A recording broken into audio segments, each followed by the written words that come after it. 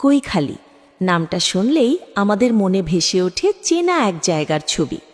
হ্যাঁ, কৈখালী সবারই চেনা, কিন্তু আজ আমরা নিয়ে এলাম একটু ভিন্ন রকমের গল্প, একেবারে আলাদা অনুভূতির একটি ভিডিও।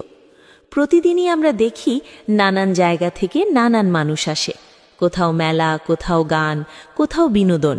কিন্তু আজকের দিনটা ছিল সম্পূর্ণ অন্যরকম।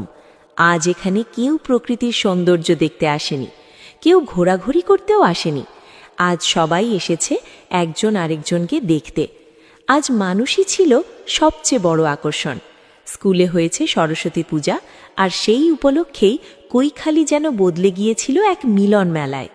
চারদিকে মানুষের ভিড়, হাসি, কথা, চেনা অচেনা মুখ, সব মিলিয়ে এক আলাদা আবহ। আমরাও সেখানে গিয়েছিলাম, চুপচাপ সবটা নিজের চোখে দেখেছি, ক্যামেরায় ধরে রেখেছি সেই মুহূর্তগুলো যেগুলো শুধু চোখে নয়, মনে গেঁথে যাওয়ার মতো।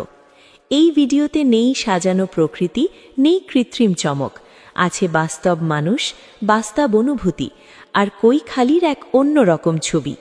এমন হাসি, মজা আর জীবনের গল্প ভরা ভিডিও দেখতে চাইলে ফলো করতে ভুলবেন না মিস্টার গ্রিন ইন্ডিয়া টিভি।